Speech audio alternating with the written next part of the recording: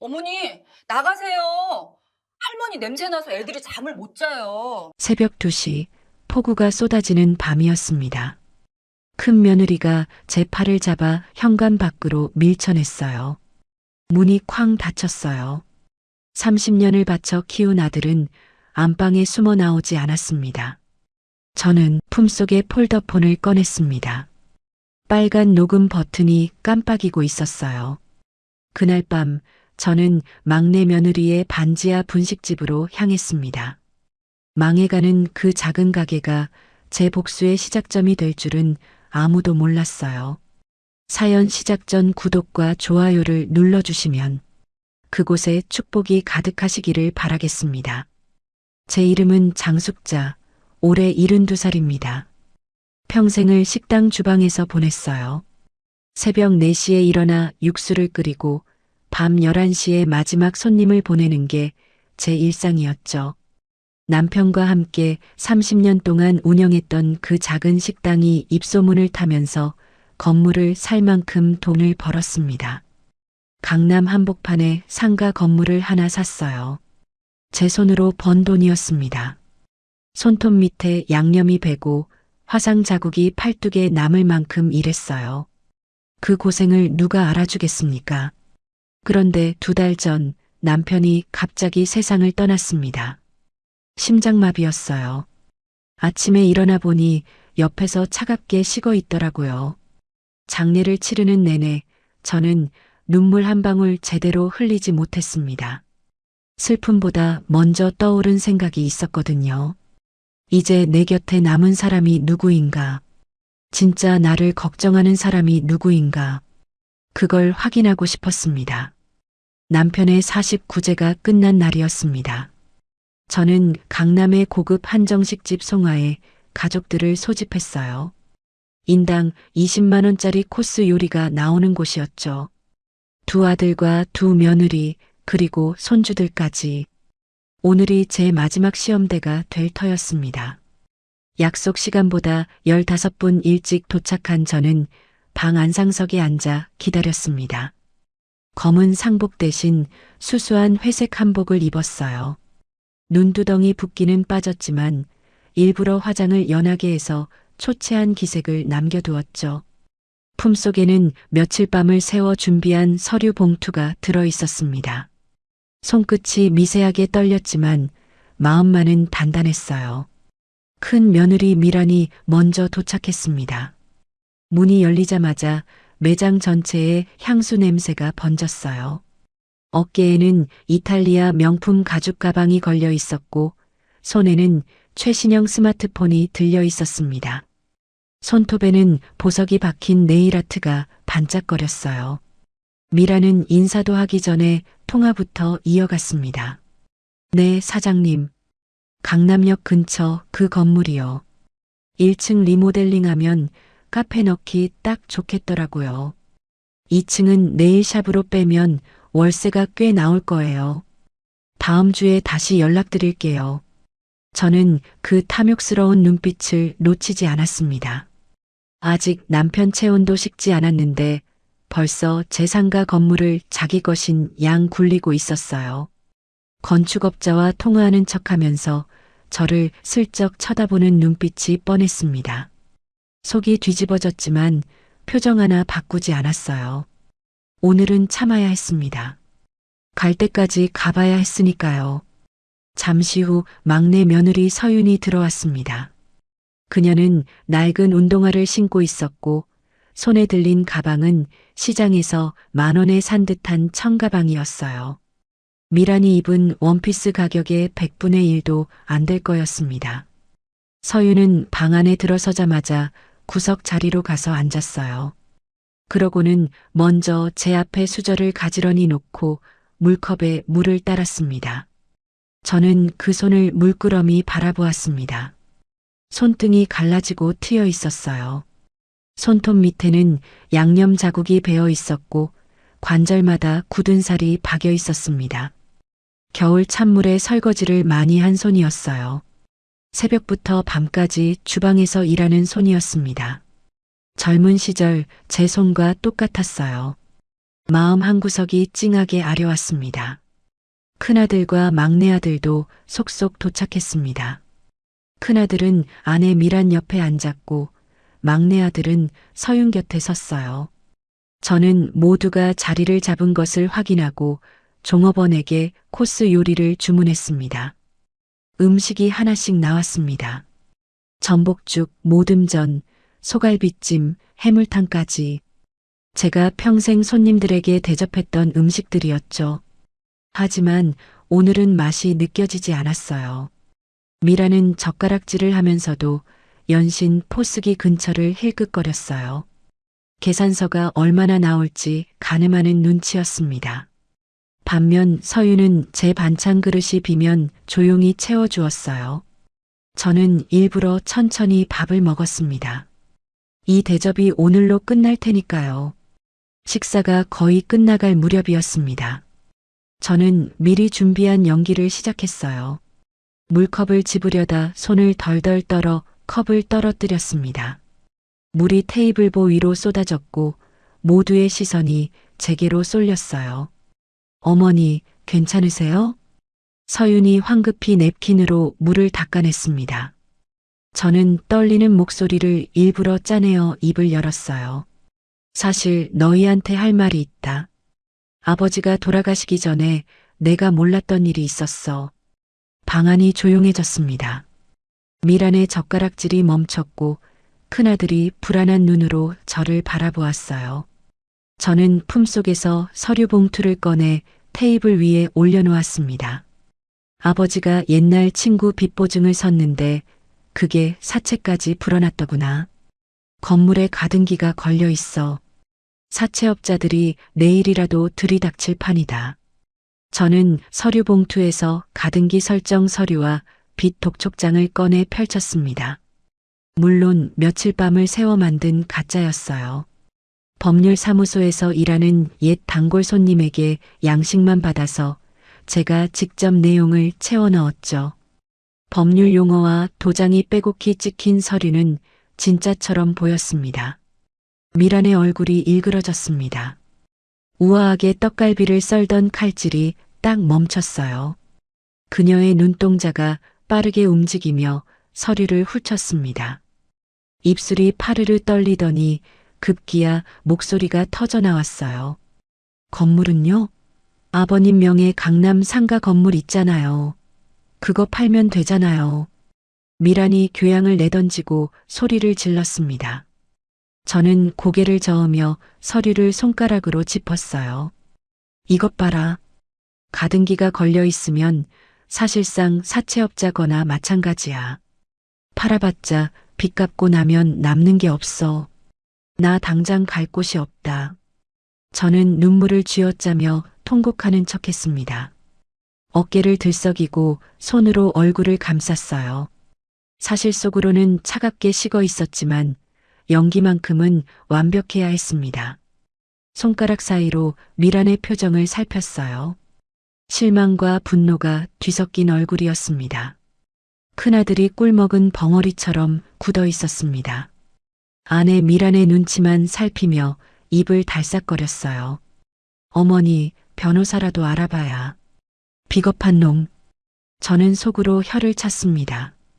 평생 아내 치맛바람에 휘둘리며 살더니 어미가 빚더미에 앉았다는데도 제대로 된 말 한마디 못하는 거였어요. 미란이 갑자기 자리에서 일어났습니다. 핸드폰을 들고 화장실로 가는 척하며 나갔어요. 저는 지팡이를 짚는 척하며 뒤따라갔습니다. 품속에는 구형 폴더폰이 들어 있었어요.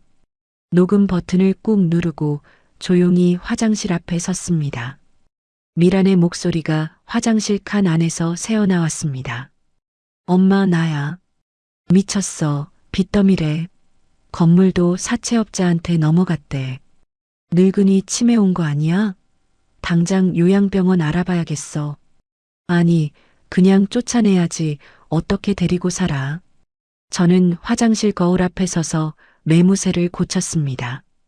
거울 속 제 눈에는 눈물이 맺혀 있었지만 입꼬리는 차갑게 굳어 있었어요.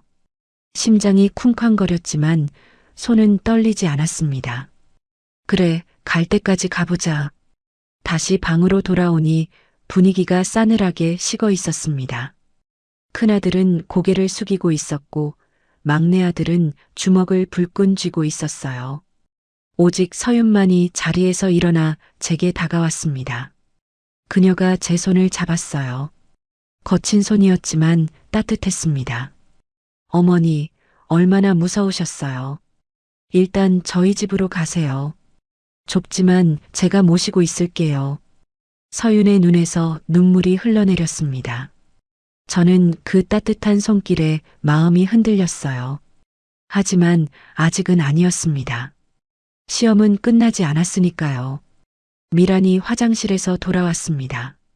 그녀의 얼굴에는 짜증과 계산이 뒤섞여 있었어요. 동서, 거긴 반지하잖아요. 어머니 관절 안 좋으신 거 알잖아요. 일단 오늘은 각자 집으로 가고 내일 다시 의논해요. 사채업자들 들이닥치면 우리 애들 공부 방해돼요. 미라는 계산도 하지 않고 자리에서 일어났습니다. 머리가 아프다는 핑계를 대며 가방을 챙겼어요. 큰아들도 아내를 따라 일어섰습니다. 저는 그 뒷모습을 말없이 지켜보았어요.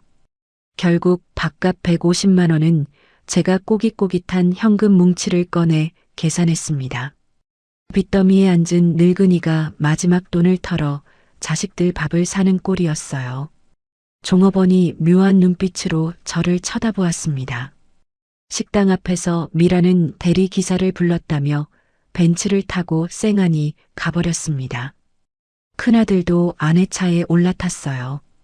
창문도 내리지 않고 떠나는 뒷모습을 저는 끝까지 지켜보았습니다. 막내 아들 내외는 버스 정류장으로 향했어요.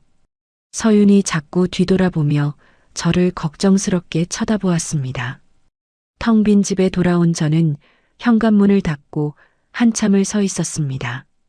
남편과 함께 살았던 이 집이 이렇게 조용했던 적이 있었던가요? 시계 초침 소리가 유난히 크게 들렸어요. 저는 옷장 깊숙이 숨겨둔 금고를 열었습니다. 명품 가방과 보석들, 현금 다발이 빼곡히 들어 있었어요. 미란이 그토록 탐내던 것들이었죠. 저는 그것들을 다시 금고 안에 밀어넣고 문을 잠갔습니다. 대신 허름한 옷가지 몇 벌과 낡은 보자기 하나만 챙겼어요. 그리고 서랍 맨 아래에서 너덜너덜한 노트 한 권을 꺼냈습니다. 30년 동안 운영했던 제 식당의 비법이 담긴 노트였어요. 육수 배합 비율부터 양념 숙성 방법까지 제 평생이 담긴 노트였습니다. 표지가 닳아 글씨가 희미해졌지만 안의 내용은 온전했어요. 이 노트의 가치를 아는 사람은 아무도 없었습니다. 저는 창밖을 바라보았습니다. 강남의 화려한 불빛이 반짝이고 있었어요. 하지만 제 마음은 이미 저 불빛 너머 반지하 골목 어딘가를 향하고 있었습니다. 내일이면 모든 게 달라질 거예요. 복수의 첫 단추를 끼웠습니다. 이제부터가 진짜 시작이었어요.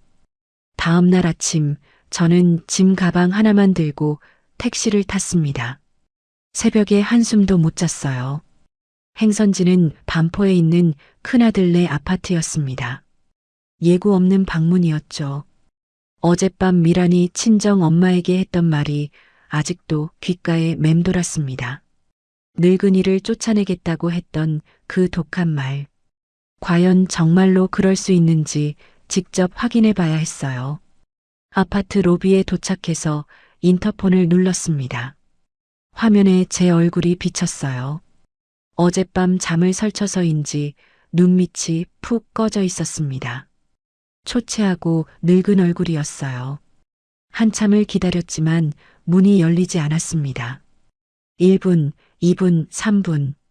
로비에 서 있는 제 모습이 처량했어요. 경비원이 이상한 눈으로 저를 쳐다보았습니다. 혹시 치매 노인이 아닌가 의심하는 눈빛이었죠. 5분이 지나서야 문이 열렸습니다. 미란이 현관문을 열었습니다. 화장도 안 한 맨 얼굴에 짜증이 가득했어요. 비싼 실크 잠옷 차림이었는데 제 얼굴을 보자마자 인상을 찌푸렸습니다. 마치 원치 않는 손님이 찾아온 것처럼요. 어머니, 왜 연락도 없이 오셨어요? 반가움은커녕 귀찮다는 기색이 역력했습니다. 저는 신발도 벗기 전에 현관에 주저앉았어요. 일부러 다리에 힘을 빼고 비틀거렸습니다. 사채업자들이 집 앞에 진을 치고 있더라. 무서워서 도망쳐 나왔다. 미란의 눈썹이 꿈틀거렸습니다. 그녀는 제 낡은 짐 가방을 힐끗 보더니 길게 한숨을 내쉬었어요. 마지못해 저를 안으로 들였지만 발로 제 가방을 툭툭 찼습니다. 마치 더러운 걸 건드리는 것처럼요. 그 작은 동작 하나에 모든 게 담겨 있었습니다. 거실 소파에 앉자마자 미란이 말했습니다. 어머니, 오늘 애들 과외 선생님 오는 날이에요.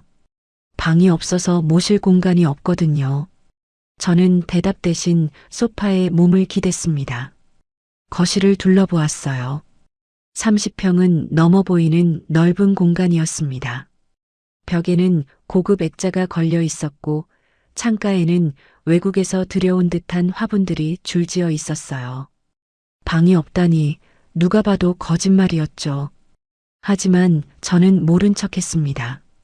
오늘은 끝까지 버텨볼 생각이었어요. 점심시간이 되었습니다. 미라는 배달 앱으로 프리미엄 초밥을 시켰어요. 2만 원짜리 스페셜 세트가 2개 도착했습니다. 하나는 자기 것, 하나는 아이들 것이었죠. 배달원이 건네준 봉투를 열자 연어와 광어, 새우가 반짝거렸습니다. 미라는 그 초밥을 식탁에 예쁘게 펼쳐놓았어요.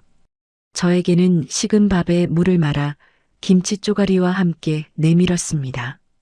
어머니, 위가 안 좋으시잖아요. 죽처럼 드세요. 연어와 광어가 반짝이는 초밥 접시 옆에 놓인 누런 물밥. 같은 식탁에서 이렇게 다른 대접을 받다니. 저는 굴욕을 삼키며 그 밥그릇을 비웠습니다. 숟가락질을 하는 동안 손이 떨렸어요. 분노 때문이 아니었습니다. 이 모든 푸대접을 뼈에 새기기 위해서였어요. 한 숟가락 한 숟가락이 나중에 증거가 될 테니까요. 저는 쌀알 하나 남기지 않고 밥그릇을 비웠습니다. 오후 내내 저는 소파 구석에 웅크리고 있었습니다. 미라는 저를 투명인간 취급했어요. 대형 텔레비전으로 드라마를 보고 친구들과 긴 전화 통화를 하고 내일 손질을 했습니다. 저에게 물 한 잔 건네지 않았어요. 가끔 저를 쳐다볼 때면 마치 벌레를 보는 눈빛이었습니다. 저는 그 눈빛을 고스란히 받아들였어요. 이것도 다 기록될 거였습니다. 저녁이 되어 큰아들이 퇴근했습니다. 현관문이 열리고 아들이 들어왔어요. 정장 차림에 넥타이를 푸는 중이었습니다. 제가 키운 아들이었어요. 젖먹이 때부터 밤잠을 설쳐가며 키웠습니다. 아플 때마다 업고 병원을 다녔고 대학 갈 때까지 식당에서 번 돈을 쪼개 과외를 시켰죠. 그 아들이 저를 보자 얼굴이 환해졌어요. 어머니, 언제 오셨어요? 그 순간 미란의 날카로운 목소리가 터져 나왔습니다. 당신 때문에 애들이 독서실도 못 가고 있잖아. 어머니가 거실 차지하고 계시니까 공부 분위기가 안 잡힌다고. 아들의 얼굴이 굳었습니다. 화나던 표정이 순식간에 사라졌어요. 그는 아내의 눈치를 살피더니 고개를 숙이고 안방으로 들어가 버렸습니다. 등 뒤로 문이 닫히는 소리가 들렸어요. 꼬리를 내리고 도망치는 꼴이었습니다. 비겁한 놈. 어미보다 아내가 무서운 거였죠. 가슴이 쓰렸지만 내색하지 않았습니다. 밤이 깊어갔습니다.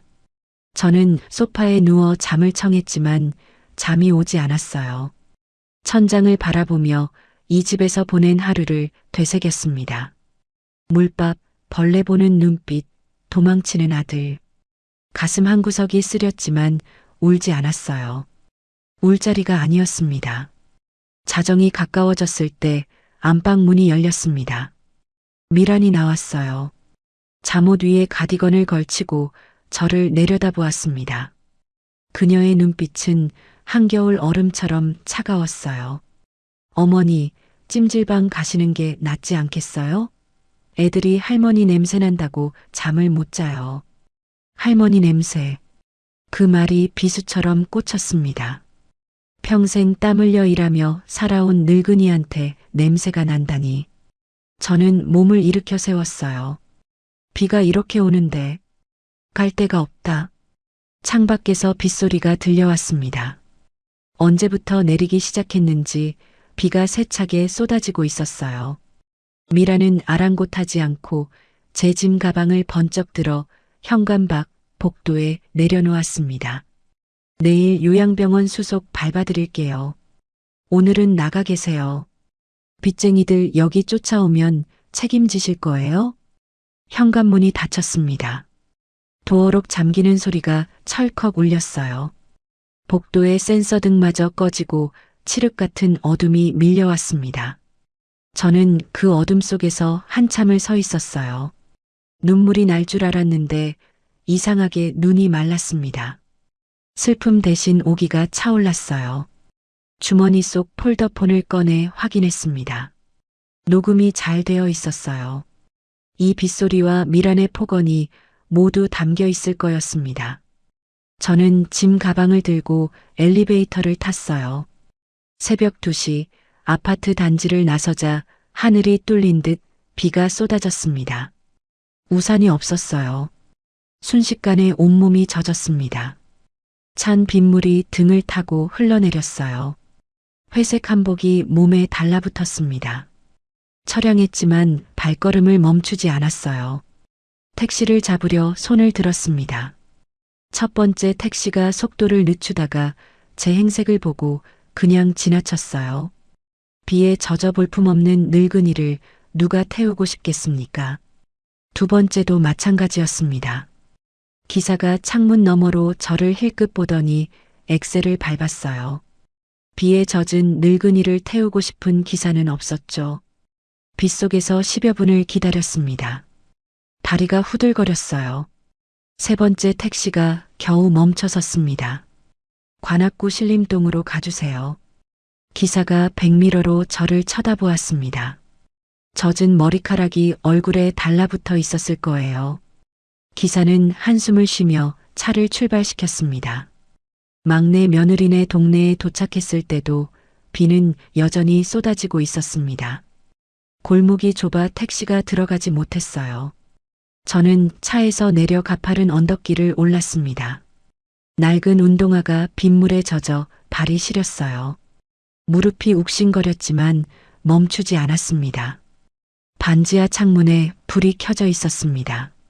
새벽 2시가 넘은 시간에 불이 켜져 있다니. 혹시 저를 기다린 걸까요? 초인종은 고장 나 있었어요. 녹슨 대문을 두드렸습니다. 쿵, 쿵, 쿵. 문이 열렸습니다. 서윤이 놀란 눈으로 저를 보았어요. 낡은 잠옷 차림이었는데 눈 밑에 다크서클이 짙었습니다. 무언가를 걱정하며 밤을 새운 얼굴이었어요. 어머니. 서윤은 우산도 없이 뛰쳐나왔습니다. 비를 맞으며 저를 껴안았어요. 젖은 제 몸을 꼭 안아주었습니다. 그녀의 체온이 뜨거웠어요. 아무 말 없이 한참을 그렇게 안겨 있었습니다. 저는 그제야 제가 얼마나 추웠는지 깨달았습니다. 이가 딱딱 부딪히고 몸이 덜덜 떨렸어요. 좁은 방으로 들어갔습니다.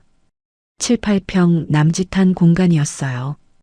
벽에는 곰팡이가 피어 있었고 천장은 낮았습니다. 한쪽 구석에는 배달 포장 박스들이 쌓여 있었어요. 서윤이 운영하는 분식집 재료들이었습니다. 가난했지만 성실하게 살아가는 흔적이었어요. 하지만 바닥은 따뜻했습니다. 서윤은 제 젖은 발을 수건으로 닦아주었어요. 무릎을 꿇고 앉아 제 발에 굳은 살을 어루만졌습니다. 갈라진 발 뒤꿈치를 조심스럽게 감싸주었어요. 그녀의 눈에서 눈물이 뚝뚝 떨어졌습니다. 막내 아들이 방에서 나왔습니다. 제 모습을 보고 주먹을 불끈 쥐었어요.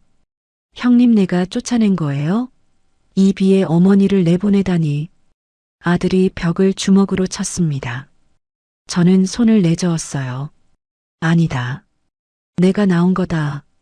아무 말 마라. 서윤이 부엌으로 갔습니다. 작은 가스레인지 위에서 냄비가 끓기 시작했어요. 콩나물이 보글보글 끓는 소리가 났습니다. 잠시 후 따끈한 콩나물 국밥이 제 앞에 놓였어요. 멸치 육수 냄새가 진하게 코끝을 자극했습니다. 어머니, 가진 건 없지만 빚쟁이들이 오면 제가 막을게요. 여기서 평생 사셔도 돼요. 서윤의 눈에서 또다시 눈물이 흘러내렸습니다.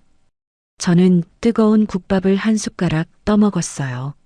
목구멍으로 넘어가는 국물이 온몸에 퍼졌습니다. 반포 고급 아파트에서 먹은 물밥보다 이 콩나물 국밥이 1000배는 따뜻했어요. 콩나물 사이로 보이는 밥알이 유난히 하얗게 빛났습니다. 짐 가방 속 깊은 곳에서 너덜너덜한 노트가 손에 잡혔습니다. 30년 맛집 비법이 담긴 노트였어요. 이 노트의 진짜 가치를 서윤은 아직 몰랐습니다. 저는 속으로 다짐했어요. 그래, 내가 밥값은 해야지.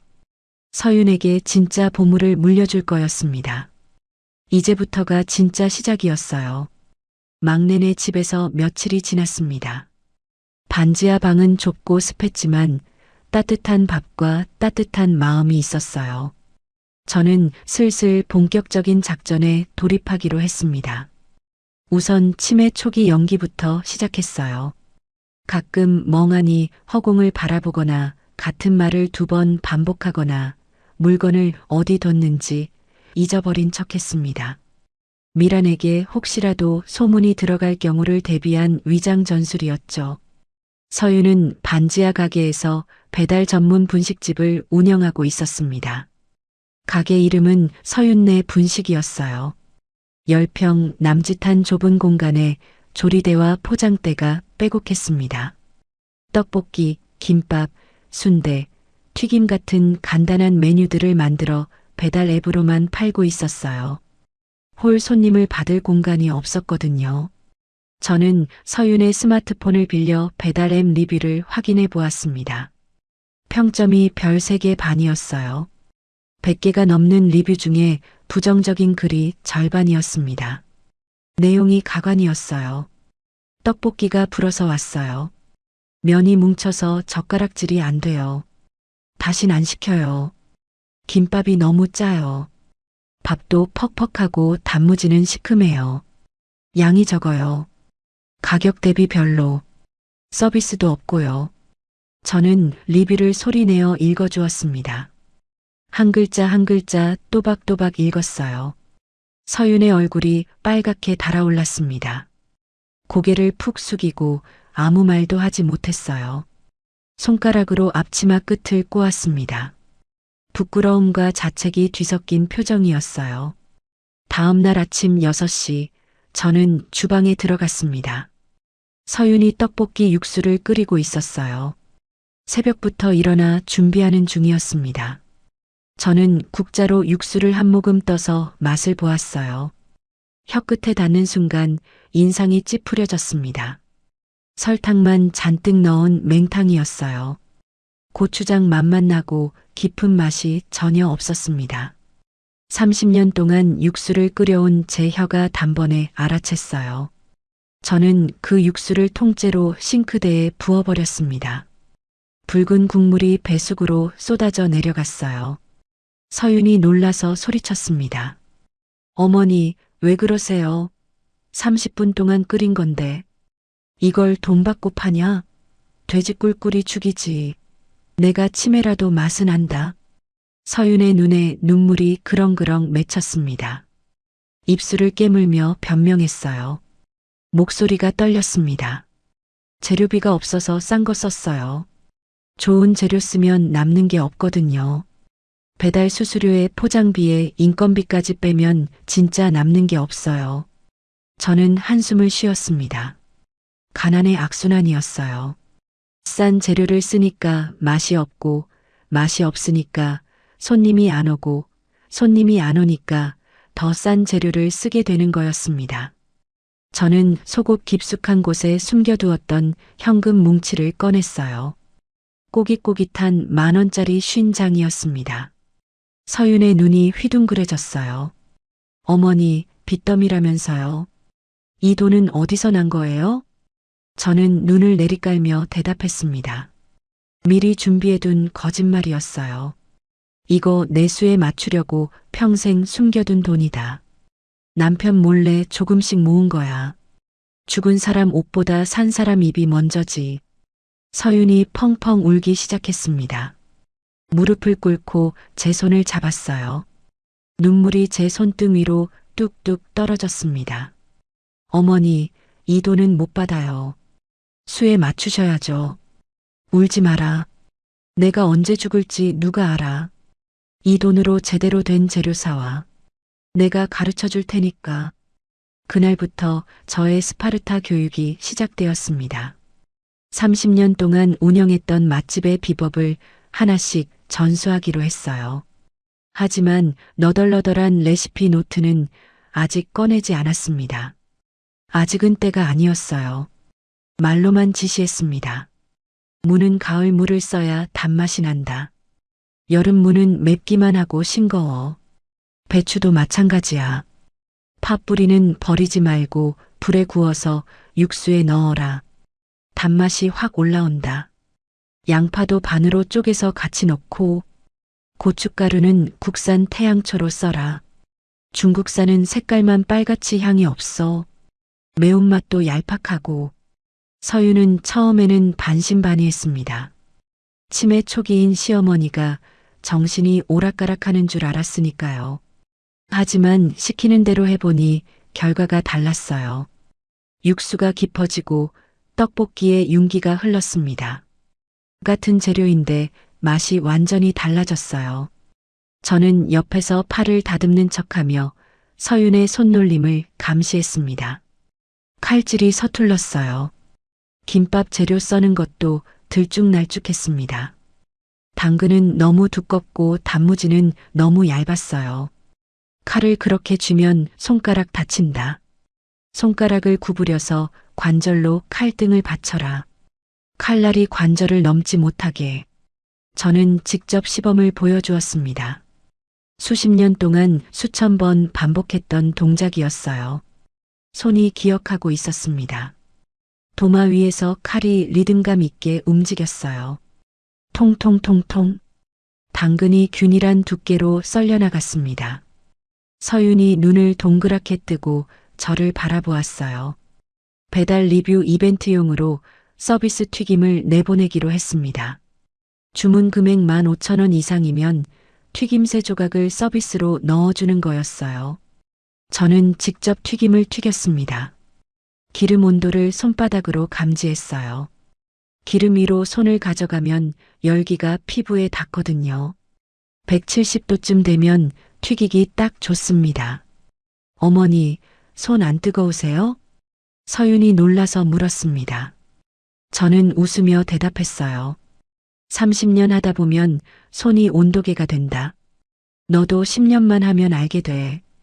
고구마 튀김, 김말이 튀김, 야채 튀김을 바삭하게 튀겨냈습니다. 황금빛으로 빛나는 튀김들이 채반 위에 쌓였어요. 기름기가 쏙 빠져서 바삭바삭했습니다. 서윤이 하나 집어먹더니 눈이 커졌어요. 어머니, 이거 진짜 맛있어요. 어떻게 이렇게 바삭해요? 기름 온도가 중요해. 너무 뜨거우면 겉만 타고 속은 안 익어.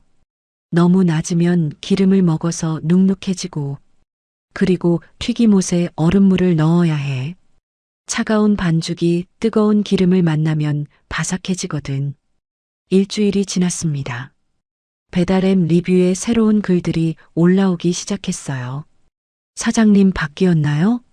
떡볶이 미쳤어요. 완전 맛집이에요. 할머니 손맛이 나요. 어릴 때 먹던 그 맛이에요. 단골됩니다. 서비스 튀김이 메인보다 맛있어요. 이건 돈 받고 팔아야 해요. 평점이 별 3개 반에서 별 4개 반으로 올랐습니다. 주문이 폭주하기 시작했어요. 배달의 말림음이 1분 간격으로 울렸습니다. 딩동, 딩동. 그 소리가 좁은 가게를 가득 채웠어요. 처음에는 신기하고 기뻤는데 나중에는 정신이 없을 지경이었습니다. 저와 서윤은 땀범벅이 되어 떡볶이를 볶았습니다. 좁은 주방에서 어깨가 부딪히고 팔이 스쳤어요. 화구 앞은 뜨거워서 땀이 비 오듯 흘렀습니다. 저는 서윤의 칼질 자세를 교정해주며 자연스럽게 스킨십이 늘어났어요. 손목 각도를 잡아주고 허리 자세를 바로 잡아주었습니다. 내 며느리의 등이 참 넓고 든든했어요. 힘든 살림에도 굽히지 않는 여자였습니다. 미랑과는 완전히 달랐죠. 하루는 주문이 너무 밀려서 밤 11시가 넘도록 일을 했습니다. 마지막 배달을 보내고 나서야 숨을 돌릴 수 있었어요. 서윤이 지친 몸을 끌고 매출을 정산했습니다. 계산기를 두드리는 손이 떨렸어요. 어머니, 오늘 하루 매출이 50만 원이 넘었어요. 예전에는 10만 원도 안 됐는데. 서윤의 눈에 눈물이 그렁그렁 맺혔습니다. 기쁨의 눈물이었어요. 저는 속으로 뿌듯했지만 내색하지 않았습니다. 아직 갈 길이 멀었거든요. 어느 날 오후 진상 손님이 찾아왔습니다. 중년 남자였는데 얼굴이 험악했어요. 배달 포장 봉투를 들고 카운터로 성큼성큼 다가왔습니다. 야, 이거 머리카락 나왔어. 환불해. 남자가 봉투를 카운터에 내던졌습니다. 떡볶이 국물이 튀었어요. 서윤이 놀라서 얼굴이 하얗게 질렸습니다. 죄송합니다, 손님. 확인해 볼게요. 서윤이 떨리는 손으로 봉투를 열어보았습니다. 떡볶이 위에 갈색 머리카락 한 올이 올려져 있었어요. 서윤이 쩔쩔매며 어쩔 줄 몰라 했습니다. 남자는 점점 목소리를 높였어요. 환불하고 사과해. 아니면 인터넷에 다 올린다. 벌레 나왔다고 할 수도 있어. 저는 그 광경을 지켜보다가 천천히 앞으로 나섰습니다. 머리카락을 집어들고 자세히 살펴보았어요. 햇빛에 비춰보니 염색 자국이 선명했습니다. 이 머리카락은 염색한 갈색인데 우리 며느리는 검은 머리고 나는 흰머리다. 어디서 수작질이야? 저는 천장 구석에 달린 까만 물체를 손가락으로 가리켰습니다. 저기 CCTV 안 보여? 다 찍혔어. 경찰 부를까? 무고죄로 고소할 수도 있어. 사실 그건 가짜 모형이었어요. 이전 가게 주인이 달아놓고 간 빈 껍데기였습니다. 작동하지 않는 장식품에 불과했죠. 하지만 남자는 그걸 몰랐어요. 얼굴이 굳더니 슬금슬금 뒷걸음질 쳤습니다. 투덜거리며 문을 열고 나가버렸어요. 서윤이 놀란 눈으로 저를 바라보았습니다. 입이 벌어져 있었어요. 어머니, 진짜 멋있어요. 저는 무서워서 아무 말도 못했는데 서윤이 처음으로 환하게 웃었습니다. 저는 그 미소를 보며 확신했어요. 이 아이에게 내 유산을 물려줄 자격이 있다는 것을요. 미란처럼 남의 것을 탐내는 게 아니라 자기 손으로 일군 것의 소중함을 아는 아이였습니다. 그날 밤 저는 서윤의 스마트폰을 빌려 인터넷 쇼핑몰에 접속했습니다. 진짜 초소형 CCTV를 주문했어요. 3만 원짜리 무선 카메라였습니다.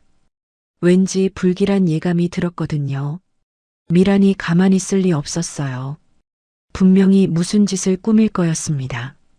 매출 정산을 하는 밤이었습니다. 서윤이 수익금을 봉투에 담아 제게 내밀었어요. 고개를 숙이며 말했습니다. 어머니 덕분이에요. 용돈 하세요. 이건 어머니 몫이에요. 저는 그 돈을 밀어내며 말했습니다. 이 돈으로 더 좋은 쌀을 써라.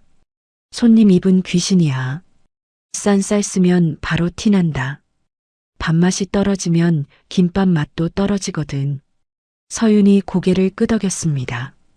눈에 눈물이 그렁그렁했어요. 고마움과 미안함이 뒤섞인 표정이었습니다. 모두 잠든 깊은 밤이었습니다. 저는 폴더폰을 확인했어요. 미란에게서 문자가 와 있었습니다. 어머니 살아계시죠? 빚쟁이 안 왔어요? 걱정돼서요. 저는 코웃음을 쳤습니다. 걱정하는 척하면서 속마음은 뻔했어요. 혹시 재산이 남아있는지 떠보는 거였죠. 저는 답장을 보내지 않았습니다. 대신 속으로 되뇌었어요. 그래, 아직은 살아있다. 복수의 칼을 갈고 있지. 이제 곧 내가 심은 대로 거두게 될 거다. 기다려라, 미란아. 한 달이 지났습니다. 서윤네 분식은 이제 관악구 떡볶이 배달 랭킹 1위에 올랐어요. 배달앱 첫 화면에 추천 맛집으로 뜨기 시작했습니다. 리뷰가 500개를 넘겼고 평점은 별 4개 반을 유지했어요. 월 매출이 1000만 원을 넘겼습니다. 반지하 10평짜리 작은 가게치고는 대단한 성과였어요. 처음 이 가게에 왔을 때만 해도 하루 매출이 10만 원도 안 됐습니다. 리뷰에는 악플만 달렸고 서유는 밤마다 울었어요. 그런데 한 달 만에 모든 게 달라졌습니다. 제 30년 노하우가 빛을 발한 거였어요. 물론 서윤의 노력도 컸습니다. 새벽 5시에 일어나 재료를 손질하고 밤 11시까지 배달을 돌렸어요. 젊은 몸도 힘든 일정이었는데 불평 한마디 없었습니다. 유튜버들이 찾아오기 시작했습니다. 먹방을 찍겠다며 카메라를 들고 왔어요. 구독자 10만 명이 넘는 유튜버도 있었습니다. 그들은 떡볶이를 먹으며 연신 감탄했어요. 맛있다. 대박이다. 숨은 맛집이다. 이런 곳이 있었냐며 난리였습니다. 서유는 좋아했지만 저는 극도로 조심했어요. 방송에 제 얼굴이 나가면 안 됐거든요. 미란이 볼 수도 있었습니다. 저는 유튜버가 올 때마다 주방 구석에 숨었습니다. 앞치마를 벗고 쪼그리고 앉아 벽만 바라보았어요. 치매 연기를 하며 멍하니 있는 척했습니다. 가끔 팔을 다듬는 신용만 했어요. 유튜버들은 저를 그냥 가게에서 심부름하는 노인쯤으로 생각했습니다. 카메라가 제 쪽을 향하면 고개를 푹 숙였어요. 어느 날 유명 프랜차이즈 본사에서 연락이 왔습니다. 떡볶이 레시피를 인수하고 싶다는 제안이었어요. 본사 직원이 직접 가게로 찾아왔습니다. 양복을 입은 젊은 남자였어요. 명함을 내밀며 말했습니다.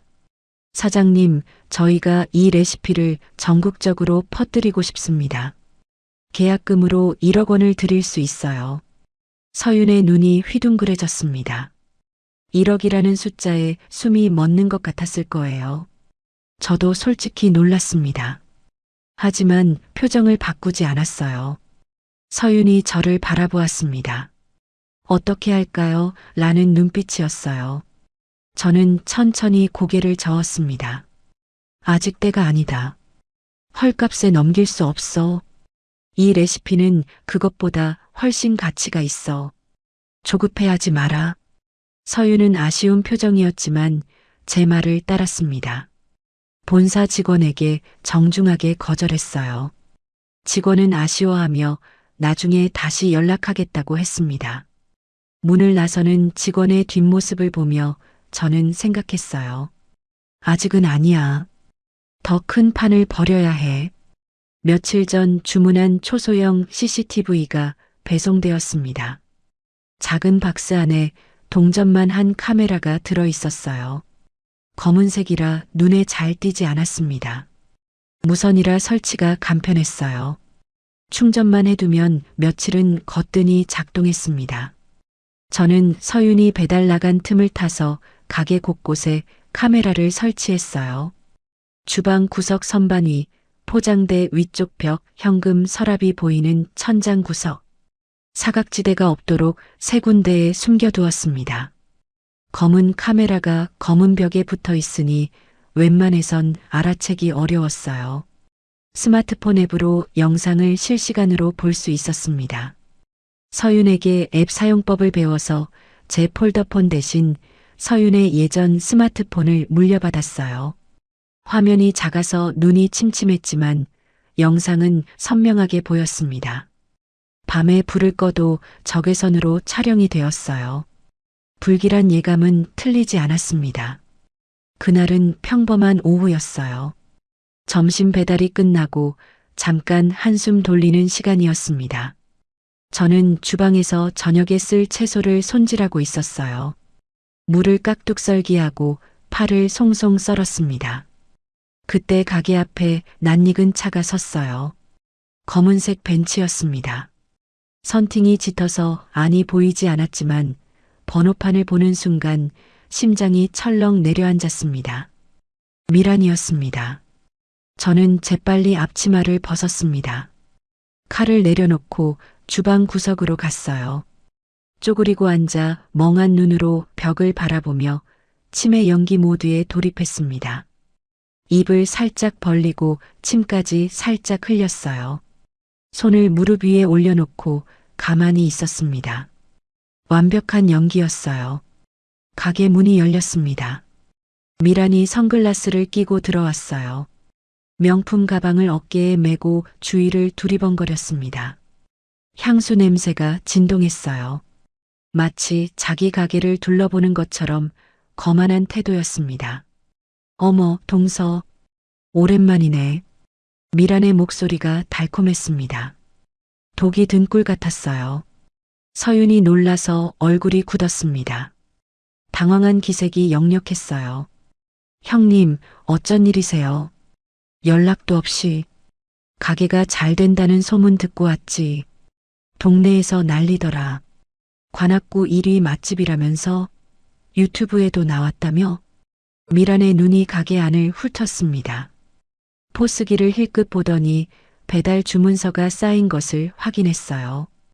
벽에 붙은 배달앱 랭킹 스티커도 보았습니다. 그녀의 눈빛이 탐욕스럽게 반짝거렸어요. 입꼬리가 올라갔습니다. 저는 구석에서 그 모습을 지켜보았어요. 속이 부글부글 끓었지만 꾹 참았습니다. 어머니는 여기 계시는 거 맞지? 미란이 주방 쪽을 쳐다보았습니다. 저와 눈이 마주쳤어요. 저는 멍하니 허공을 바라보는 척했습니다. 알아보지 못하는 사람처럼 눈에 초점을 풀었어요. 어머니는 그냥 소일거리로 파만 다듬으셔요. 심심해하셔서 가게에 나오시는 거예요. 서윤이 둘러댔습니다. 목소리가 약간 떨렸어요. 미란이 저에게 성큼성큼 다가왔습니다. 코를 막으며 인상을 찌푸렸어요. 비싼 향수 냄새를 풍기면서 정작 저한테는 냄새난다고 하는 거였습니다. 어머, 냄새나. 진짜 노망나셨네. 내가 요양원 보내라고 했잖아. 이런 데서 굴리지 말고. 고집은. 미란이 저를 내려다보는 눈빛이 차가웠습니다. 마치 벌레를 보는 것 같았어요. 길가의 쓰레기를 보는 눈빛이었습니다. 저는 이를 악물었지만 표정을 바꾸지 않았어요. 연기를 끝까지 해야 했습니다. 주먹을 꽉 쥐었지만 손은 무릎 위에 가만히 두었어요. 미란이 다시 포스기 쪽으로 갔습니다. 서윤이 말리려 했지만 미란은 뻔뻔하게 주문 내역을 확인했어요. 화면을 이리저리 넘기며 매출을 살폈습니다. 하루 매출이 수십만 원씩 찍혀 있는 것을 보고 눈이 커졌어요. 그녀의 입꼬리가 올라갔습니다. 뭔가 계산하는 표정이었어요. 계산기를 두드리는 것처럼 눈동자가 움직였습니다. 동서, 이 가게 보증금 사실 어머니 돈이지? 아버님 빚쟁이들이 알면 이 가게 압류 들어와. 내가 관리해 줄게. 수익금 일부를 나한테 보내. 장남 며느리인 내가 관리하는 게 맞잖아. 그래야 가게 지킨다. 미란의 목소리가 달라졌습니다. 부드럽던 말투가 날카로워졌어요. 협박이었습니다. 뻔뻔함이 하늘을 찔렀어요. 형님, 무슨 말씀이세요? 이 가게는 제 명의고 어머니 돈은 1원도 안 들어갔어요. 보증금도 제가 대출받아서 마련한 거예요. 형님이 상관할 바 아니에요. 서윤이 단호하게 말했습니다. 목소리가 떨리지 않았어요. 어깨를 펴고 미란을 똑바로 바라보았습니다. 한 달 전에 서윤이 아니었어요. 저는 속으로 뿌듯했습니다. 내가 키운 며느리가 맞았어요. 두고 봐. 빚쟁이들한테 여기 주소 알려줄 수도 있어. 그때 가서 후회하지 마. 미란이 씩씩거리며 문을 박차고 나갔습니다. 하이힐 소리가 딱딱거렸어요. 벤츠 문이 쾅 닫히는 소리가 들렸습니다. 엔진 소리가 요란하게 울리더니 차가 골목을 빠져나갔어요. 먼지가 풀썩 일어났습니다. 저는 그제야 몸을 일으켰습니다. 벌떡 일어나 주방으로 갔어요. 눈빛이 달라진 저를 보고 서윤이 놀랐습니다. 어머니? 저는 품속에서 폴더폰을 꺼냈습니다. 녹음 버튼이 빨갛게 켜져 있었어요. 전현이 이제 본격적으로 시작할 거다. 준비해야 해. 어머니, 정신 멀쩡하세요? 저는 서윤의 눈을 똑바로 바라보았습니다. 호랑이 굴에 들어가도 정신만 차리면 산다. 난 미치지 않았어. 널 지키려고 미친 척한 거지. 서윤의 눈에서 눈물이 흘러내렸습니다. 제 손을 꼭 잡았어요. 어머니, 그동안 얼마나 힘드셨어요. 저는 천장 구석에 CCTV를 가리켰습니다. 서윤이 작은 카메라를 발견하고 입을 벌렸어요. 이건 언제 설치하신 거예요? 미란이 올 줄 알았다. 전혀는 가만히 있을 놈이 아니야. 앞으로 무슨 짓을 할지 모르니까 증거를 모아둬야 해. 저는 스마트폰을 꺼내 CCTV 앱을 열었습니다. 방금 미란이 가게에서 협박하던 장면이 고스란히 녹화되어 있었어요. 영상 속 미란이 포스기를 뒤지고 서윤을 협박하는 모습이 선명했습니다. 서윤이 영상을 보며 입을 다물지 못했어요. 어머니, 이걸 다 찍어두신 거예요? 그래. 이게 나중에 증거가 될 거다. 미란이 뭘 해도 다 기록해둬야 해. 서윤이 고개를 끄덕였습니다. 눈빛이 단단해졌어요. 더 이상 쩔쩔매는 며느리가 아니었습니다. 함께 싸울 동지가 된 거였어요. 그날 밤 우리는 가게 문을 일찍 닫았습니다. 좁은 방에 둘러앉아 미란의 공격에 대비한 작전 회의를 했어요. 앞으로 어떤 일이 벌어질지 예측하고 대응책을 세웠습니다. 저는 서윤에게 당부했어요. 앞으로 미란이 뭘 해도 절대 쫄지 마라. 전화가 오면 녹음하고 찾아오면 영상 찍어둬. 전혀는 자기 꾀에 자기가 넘어갈 거야. 우리는 증거만 모으면 돼. 서윤이 고개를 끄덕였습니다. 눈빛에 결의가 담겨 있었어요. 저는 그 눈빛을 보며 안심했습니다. 혼자가 아니었어요. 이제 진짜 전쟁이 시작될 거였습니다. 미란이 무슨 수를 쓸지 몰랐지만 우리에게는 준비가 되어 있었습니다. 뿌린 대로 거두게 해줄 거였어요. 미란이 다녀간 후 일주일이 지났습니다. 표면적으로는 평화로웠어요. 배달 주문은 꾸준히 들어왔고 매출은 계속 올랐습니다. 리뷰 평점도 별 5개에 가까워졌어요. 하지만 저는 불안했습니다. 미란이 이대로 물러날 리 없었거든요. 조용한 날이 계속될수록 불길한 예감이 커졌어요. 폭풍 전의 고요함 같았습니다. 그날은 금요일 저녁이었습니다. 주말을 앞두고 주문이 폭주하는 시간대였어요. 저녁 6시부터 8시까지가 가장 바쁜 때였습니다. 저와 서윤은 땀을 뻘뻘 흘리며 떡볶이를 볶고 있었어요.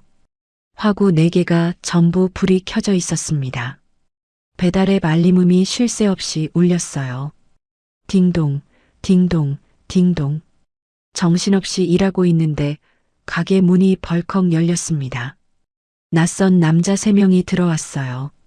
덩치가 산만했습니다. 검은 점퍼를 입고 있었고 얼굴에 흉터가 있는 사람도 있었어요. 삭발한 머리에 귀에는 굵은 귀걸이가 달려 있었습니다. 한눈에 봐도 평범한 손님이 아니었어요. 심장이 쿵쾅거렸지만 침착하려고 애썼습니다. 여기 장숙자 씨 있지? 빚 받으러 왔어. 제일 덩치 큰 남자가 말했습니다. 목소리가 쩌렁쩌렁 울렸어요. 가게 안에 있던 배달 기사가 흠칫 놀라 뒷걸음질 쳤습니다. 서윤의 얼굴이 하얗게 질렸어요. 손에 들고 있던 국자가 떨렸습니다. 저는 재빨리 주방 구석으로 숨었어요. 치매 연기 모드에 돌입했습니다. 멍하니 벽을 바라보며 입을 살짝 벌렸어요. 눈에 초점을 풀고 침을 살짝 흘렸습니다. 손은 앞치마 주머니 속 폴더폰의 녹음 버튼을 꾹 눌렀어요. 여기 어머니 안 계세요. 찾아오신 곳이 잘못됐어요.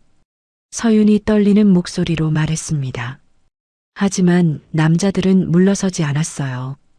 오히려 한 발 더 다가왔습니다. 거짓말하지 마.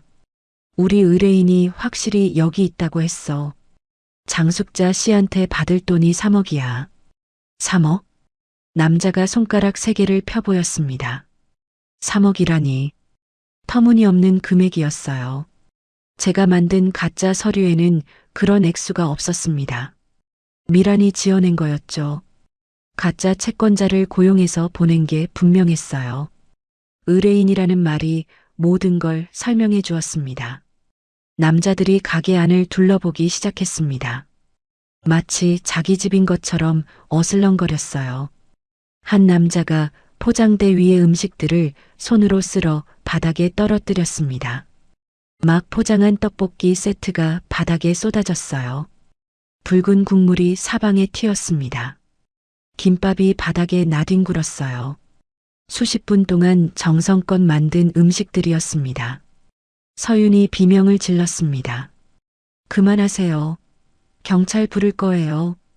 서윤이 전화기를 들었습니다. 그러자 한 남자가 서윤의 손목을 잡았어요. 굵은 손이 가느다란 손목을 움켜쥐었습니다.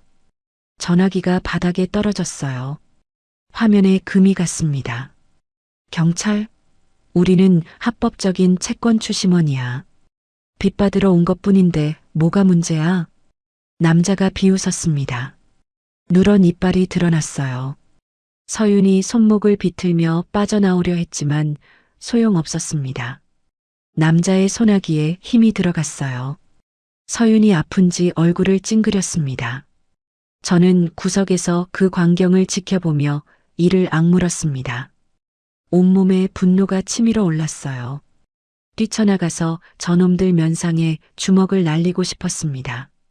하지만 참았어요. 아직은 때가 아니었습니다. 천장 구석에 CCTV가 모든 걸 찍고 있었거든요.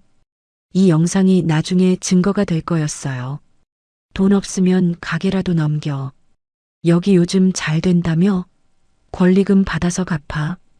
남자가 포스기를 가리켰습니다. 화면에 찍힌 매출 숫자를 보며 눈을 빛냈어요. 탐욕스러운 눈빛이었습니다. 이 가게는 제 명의예요. 시어머니 빚하고 상관없어요. 법적으로 압류 못해요. 서윤이 단호하게 말했습니다. 손목이 잡힌 채로도 물러서지 않았어요. 저는 속으로 기특하다고 생각했습니다. 그래, 그럼 시어머니 데려와. 본인한테 직접 받을게. 남자가 주방 쪽을 쳐다보았습니다. 저와 눈이 마주쳤어요. 저는 더 멍하게 굴었습니다. 고개를 갸웃거리며 알아듣지 못하는 사람처럼 허공을 바라보았어요. 야, 할머니. 장숙자 맞지? 빚 갚아? 3억 어디 있어? 남자가 저에게 다가왔습니다. 저는 대답하지 않았어요. 손가락으로 허공에 그림을 그리며 중얼거렸습니다. 의미 없는 소리를 내며 치매 연기를 이어갔어요. 뭐야, 진짜 치매야? 이런 걸 어떻게 해? 돈 있는 데가 없잖아. 남자가 짜증을 냈습니다. 다른 남자들과 눈짓을 주고받았어요. 그러더니 가게 안을 더 엉망으로 만들기 시작했습니다.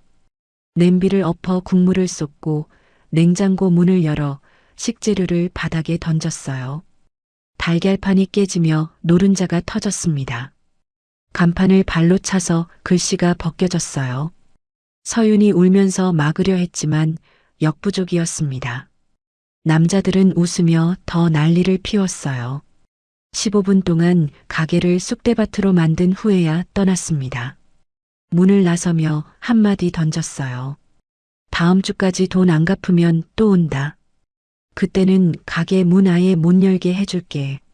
각오해. 문이 닫히고 가게 안이 조용해졌습니다. 바닥에는 떡볶이 국물과 김밥 속재료, 깨진 달걀이 널브러져 있었어요. 냉장고에서 찬 공기가 새어나왔습니다. 형광등 불빛 아래 처참한 광경이 드러났어요. 몇 시간 동안 정성껏 준비한 재료들이 쓰레기가 되어 있었습니다. 서윤이 그 자리에 주저앉아 울었어요. 어깨가 심하게 들썩거렸습니다. 손으로 얼굴을 가리고 흐느꼈어요. 저는 그 모습을 보며 가슴이 찢어지는 것 같았습니다. 저는 그제야 몸을 일으켰습니다. 연기를 끝내고 서윤에게 다가갔어요. 어깨를 감싸 안았습니다. 울지 마라. 다 찍혔어. 저것들 협박죄에 재물손괴죄에 줄줄이야. 저는 스마트폰을 꺼내 CCTV 앱을 열었습니다. 방금 벌어진 일이 세 대의 카메라에 고스란히 녹화되어 있었어요. 남자들의 얼굴, 손목을 잡는 장면, 폭언, 기물 파손까지 완벽한 증거였습니다. 어머니, 저 사람들 진짜 채권자예요? 아니야. 미란이 보낸 가짜들이야. 진짜 사채업자가 의뢰인이라는 말을 할 리 없어. 미란이 돈 주고 고용한 건달들이야. 저는 서랍에서 너덜너덜한 노트를 꺼냈습니다. 30년 맛집 비법이 담긴 노트였어요. 표지가 닳고 모서리가 해졌지만 안의 내용은 온전했습니다. 제 손때가 묻어있는 노트였어요. 서윤아, 이거 너한테 준다. 서윤이 노트를 받아들었습니다. 손이 떨렸어요. 이게 뭐예요? 내 평생이 담긴 노트야. 30년 동안 식당하면서 쌓은 모든 비법이 여기 있어. 육수 배합 비율, 양념 숙성 방법, 재료 손질법까지 다 적어놨어. 이걸 가지고 있으면 어디서든 성공할 수 있어. 서윤이 노트를 펼쳐보았습니다. 빼곡한 글씨와 메모들이 가득했어요. 어떤 페이지에는 제가 그린 그림도 있었습니다. 칼질 각도, 불 조절 타이밍 같은 것들이었어요. 서윤이 입을 다물지 못했습니다. 어머니, 이건 너무 귀한 거예요. 제가 받을 자격이 없어요. 자격은 내가 정해. 넌 자격이 있어. 미란 같은 년은 자격이 없고, 넌 내가 본 사람 중에 가장 성실하고 착한 아이야. 저는 서윤의 손을 꼭 잡았습니다. 거친 손이었지만 따뜻했어요. 이 노트 가지고 프랜차이즈 계약 다시 해라. 1억이 아니라 3억 받아. 이 레시피는 그 정도 가치가 있어. 아니, 그 이상이야. 서윤이 고개를 저었습니다. 눈물이 뺨을 타고 흘러내렸어요. 어머니, 저 혼자 어떻게 해요? 무서워요. 혼자가 아니야. 내가 있잖아. 그리고 넌 이미 할 줄 알아. 한 달 동안 내가 다 가르쳤잖아. 이제 내 발로 서야 해. 저는 서윤의 어깨를 토닥였습니다. 서윤이 눈물을 닦고 고개를 끄덕였어요. 눈빛이 달라졌습니다. 두려움 대신 결의가 담겨 있었어요. 내가 키운 며느리가 맞았습니다. 그날 밤 저는 변호사에게 전화를 걸었습니다. 예전에 식당 운영할 때 알게 된 사람이었어요. 단골 손님이었는데 법률 문제가 생기면 항상 도와주었습니다. 녹화 영상과 녹음 파일을 보내며 상담을 받았어요. 선생님, 이거 증거로 쓸 수 있어요? 변호사가 영상을 확인하더니 말했습니다. 이 정도면 협박죄, 재물손괴죄 성립합니다. 배후 조종한 사람도 추적하면 공갈미수로 갈 수 있어요. 증거가 완벽하네요. 얼굴도 다 나오고 목소리도 선명하고 고소는 아직 하지 마세요. 증거만 더 모을게요. 더 큰 판을 벌일 거예요. 변호사가 알겠다고 했습니다. 제가 무슨 생각인지 짐작하는 눈치였어요. 저는 전화를 끊고 창밖을 바라보았습니다. 어둠 속에서 가로등 불빛이 반짝거렸어요. 밤 공기가 차가웠지만 속은 뜨거웠습니다. 미란아, 내가 판을 키웠으니 나도 판을 키우마. 가짜 채권자를 보내서 가게를 망치려 했지? 그 증거 다 모았다. 앞으로 내가 무슨 짓을 더하든 다 기록할 거야. 그리고 증거가 충분히 쌓이면 그때 한꺼번에 몰아치겠어. 뿌린 대로 거두게 해줄 테니까. 기다려라. 다음 날 아침 저는 프랜차이즈 본사에 전화를 걸었습니다. 계약 조건을 다시 협상하고 싶다고 했어요. 본사 담당자가 반색하며 물었습니다. 정말이요? 저번에 거절하셨잖아요. 생각이 바뀌었어요. 대신 조건이 있어요. 레시피 전수료를 3억으로 올려주세요. 담당자가 잠시 말이 없었습니다. 그러더니 미팅을 잡자고 했어요. 다음 주 월요일 오후 2시에 본사에서 만나기로 했습니다. 저는 서윤에게 말했어요. 이제 내 차례야. 당당하게 가서 3억 받아와. 겁먹지 마. 넌 할 수 있어. 서윤이 고개를 끄덕였습니다. 손에는 너덜너덜한 노트가 꼭 쥐어져 있었어요. 그 노트가 서윤의 미래를 바꿀 거였습니다. 저는 확신했어요. 월요일 오후 2시 서윤이 프랜차이즈 본사로 향했습니다. 검은색 정장을 차려입고 손에는 너덜너덜한 노트를 들었어요. 저는 가게에 남아 배달 주문을 처리하며 기다렸습니다. 손에 땀이 났어요. 서윤이 잘 해낼 수 있을지 걱정됐거든요. 본사 회의실에서 양복 입은 사람들과 협상을 해야 하는데 평생 주방에서만 일한 아이가 버틸 수 있을까요? 하지만 믿어야 했습니다. 내가 한 달 동안 가르친 며느리니까요. 3시간이 지났습니다. 배달 주문을 처리하면서도 자꾸 시계를 쳐다보았어요. 1분이 1년처럼 길게 느껴졌습니다. 저녁 5시가 넘어서야 서윤에게서 전화가 왔어요. 떨리는 손으로 전화를 받았습니다. 어머니, 계약했어요. 서윤의 목소리가 울먹거렸습니다. 기쁨과 안도가 뒤섞인 목소리였어요. 전화기 너머로 훌쩍거리는 소리가 들렸습니다. 얼마에? 3억이요. 3억? 계약금 5천만 원은 이번 주에 들어오고 나머지는 가맹점 10곳 오픈할 때마다 분할로 받기로 했어요. 본사에서 레시피가 너무 좋다고 전국 체인으로 키우고 싶대요. 연 매출 100억 이상 나올 거라고 했어요. 저는 그 자리에 주저앉았습니다. 다리에 힘이 풀렸어요. 30년 동안 새벽부터 밤까지 땀 흘리며 쌓아온 제 노하우가 3억의 가치를 인정받은 거였습니다. 눈시울이 뜨거워졌어요. 콧등이 시큰거렸습니다. 잘했다, 서윤아. 내가 해낸 거야. 아니에요, 어머니. 어머니가 다 가르쳐 주신 거예요. 제가 뭘 했겠어요. 본사 사람들이 레시피 보더니 입을 다물지 못하더라고요. 이런 체계적인 비법서는 처음 본다고요. 서윤이 울었습니다. 저도 눈물을 흘렸습니다. 기쁜 눈물이었어요. 평생 주방에서 흘린 땀이 헛되지 않았다는 걸 확인한 순간이었습니다. 그날 밤 서윤이 계약서를 들고 돌아왔습니다. 정식 계약서에 도장이 찍혀 있었어요. 서윤의 이름이 선명하게 적혀 있었습니다.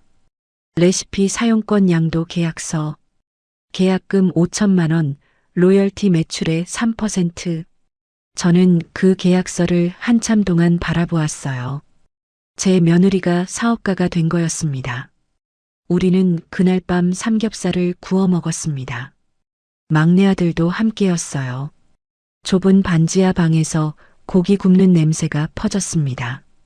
연기가 자욱했지만 아무도 불평하지 않았어요. 막내 아들이 소주를 따르며 말했습니다. 어머니, 이제 좋은 데로 이사 가요. 반지하는 습해서 관절에 안 좋아요. 저는 고개를 저었습니다. 아직이야. 할 일이 남았어. 오랜만에 행복한 저녁이었어요. 하지만 마음 한구석에서는 불안이 가시지 않았습니다. 미란이 이 소식을 들으면 가만히 있지 않을 테니까요. 3억이라는 돈 냄새를 맡으면 저 여자가 어떻게 나올지 뻔했어요. 예감은 틀리지 않았습니다. 사흘 후 큰아들에게서 전화가 왔어요. 오랜만이었습니다. 반포 아파트에서 새벽에 쫓겨난 후로 연락이 없었거든요. 2달 만에 전화였습니다. 저는 일부러 치매 연기를 하며 전화를 받았어요. 어머니, 저예요. 큰아들이요. 누구라고? 저는 멍한 목소리로 되물었습니다. 어머니, 정신 차리세요. 저 민수예요. 큰아들이요. 민수가 누구야? 우리 집에 민수라는 애가 있었나? 큰아들이 한숨을 쉬었습니다. 전화기 너머로 짜증이 느껴졌어요. 그러더니 본론을 꺼냈습니다. 어머니, 막내네가 프랜차이즈 계약했다면서요? 3억 받았다고요? 역시 미란이 알아낸 거였습니다. 어떻게 알았는지 모르겠지만 저 여자는 귀신같이 돈 냄새를 맡았어요. 프랜차이즈 업계에 아는 사람이 있는 건지 아니면 서윤을 미행한 건지. 뭔 소리야? 나는 몰라. 머리가 아파서 아무것도 모르겠어. 저는 최대한 정신없는 척했습니다. 어머니, 그 돈 어머니 레시피로 번 거잖아요. 어머니 재산이에요. 유산으로 나눠야죠. 장남인 저도 몫이 있어요. 반은 제 거예요. 큰아들의 목소리가 달라졌습니다. 처음에 걱정하는 척하던 말투가 사라지고 노골적인 욕심이 드러났어요. 저는 속으로 한숨을 쉬었습니다. 역시 미란이 시킨 대로 하는 거였어요. 그 어미의 그 며느리라더니 내 아들까지 똑같이 만들어놨구나. 나는 아무것도 몰라. 머리가 아파. 끊을게. 저는 전화를 끊었습니다. 그리고 폴더폰의 녹음 파일을 확인했어요. 통화 내용이 고스란히 녹음되어 있었습니다. 장남도 몫이 있다는 말, 유산으로 나눠야 한다는 말. 또 하나의 증거가 쌓인 거였어요. 이틀 후 미란이 직접 찾아왔습니다. 이번에는 변호사를 대동하고 왔어요. 양복을 입은 중년 남자가 가죽 서류 가방을 들고 미란 옆에 서 있었습니다. 명함에는 법무법인 이름이 적혀 있었어요. 꽤 큰 로펌인 것 같았습니다. 가게 문을 열고 들어오는 미란의 얼굴에는 승리의 미소가 번져 있었어요. 오늘따라 화장을 진하게 하고 명품 옷을 차려입었습니다. 마치 이미 이긴 것처럼 당당했어요. 동서, 오랜만이네. 미란이 여유롭게 말했습니다. 서윤의 얼굴이 굳었어요. 형님, 무슨 일이세요? 무슨 일이긴. 축하하러 왔지. 3억짜리 계약했다며? 대단하네. 반지하에서 3억이라니. 미란의 말투가 비꼬는 듯 했습니다. 입꼬리가 올라갔어요. 그녀가 변호사를 가리켰습니다. 근데 말이야, 그 계약 무효야. 이분이 설명해 줄 거야. 변호사가 서류 가방에서 서류를 꺼냈습니다. 제목이 선명했어요. 유산 상속 가처분 신청서. 저는 눈을 가늘게 떴습니다. 이런 수를 쓸 줄은 예상 못했어요. 장숙자 씨의 레시피는 고인의 유산에 해당합니다. 고인과 함께 식당을 운영하며 만든 레시피이므로 공동재산으로 간주됩니다. 배우자와 자녀들에게 균등하게 상속되어야 합니다. 따라서 이 레시피로 체결한 계약의 수익금도 상속재산에 포함됩니다. 변호사가 딱딱한 목소리로 읊었습니다. 법률 용어가 빼곡한 서류를 서윤 앞에 내밀었어요. 서윤의 얼굴이 하얗게 질렸습니다. 저도 순간 당황했어요. 형님, 이건 어머니가 저한테 주신 거예요. 유산하고 상관없어요. 서윤이 떨리는 목소리로 말했습니다. 어머니가 줬다고? 어머니 치매잖아. 치매 환자가 한 증여는 법적 효력이 없어. 의사결정 능력이 없으니까. 병원 진단서 떼면 무효 선언 가능해. 미란이 비웃었습니다. 그녀의 눈이 차갑게 빛났어요. 게다가 어머니 재산은 빚쟁이들한테 다 넘어갔잖아. 그 빚 갚으려면 이 계약금도 압류해야 해. 미란이 승리에 도취된 표정을 지었습니다. 완벽한 덫이었어요. 재침의 연기와 가짜 빚 서류가 오히려 발목을 잡는 상황이었습니다. 변호사가 서류를 서윤 앞에 내밀었어요. 일주일 안에 답변 안 하시면 법적 조치 들어갑니다. 계약금 전액을 상속 재산으로 환수할 겁니다. 미란과 변호사가 나갔습니다. 하이힐 소리가 멀어졌어요. 문이 닫히고 가게 안이 조용해졌습니다. 서윤이 그 자리에 주저앉았어요. 어머니, 어떡해요? 3억 다 뺏기는 거예요? 이게 다 제 탓이에요. 제가 욕심을 부렸어요. 서윤의 눈에서 눈물이 흘러내렸습니다. 어깨가 떨렸어요. 손으로 얼굴을 가리고 흐느꼈습니다. 저는 천천히 몸을 일으켰어요. 멍하던 눈빛이 날카롭게 변했습니다. 연기를 멈추고 서윤의 어깨를 잡았어요. 울지 마라. 아직 안 끝났어. 서윤이 놀란 눈으로 저를 올려다보았습니다. 어머니, 전현이 함정을 팠다고 생각하지? 아니야. 전현이 함정에 빠진 거야. 내가 다 계획한 거라고. 저는 폴더폰을 꺼냈습니다. 녹음 파일 목록이 화면에 떴어요. 날짜별로 정리된 파일이 20개가 넘었습니다. 그동안 모은 증거들이었어요. 이게 다 뭐예요? 미란이 처음 가게에 와서 협박한 녹음, 가짜 채권자들이 난동 피운 CCTV 영상, 큰아들이 전화해서 유산 나눠달라고 한 통화 녹음, 그리고 오늘 미란이 변호사 데리고 와서 한 말까지. 전부 증거야. 서윤의 눈이 커졌습니다. 입이 벌어졌어요. 어머니, 이걸 다 모으신 거예요? 언제부터요? 처음부터. 49제 날 밥 먹을 때부터 녹음했어. 미란이 화장실에서 친정 엄마한테 전화한 것도 다 녹음돼 있어. 늙은이 요양원 보내라고 한 거 기억나지? 저는 서윤의 손을 잡았습니다. 내가 치매가 아니라는 걸 증명하면 돼.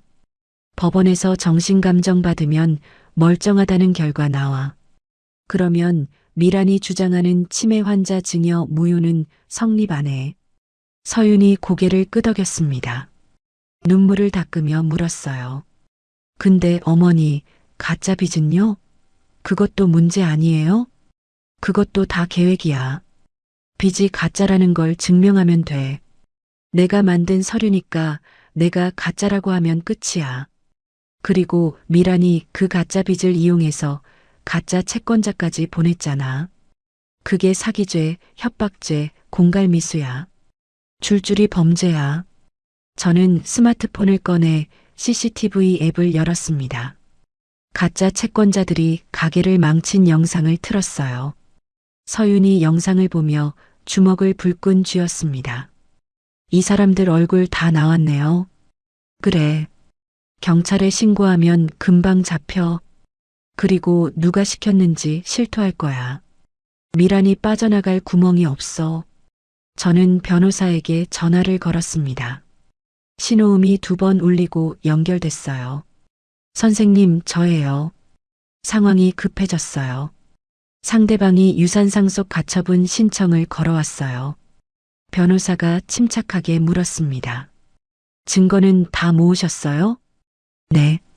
녹음 파일 20개, CCTV 영상 3개, 문자 내역까지 전부 있어요.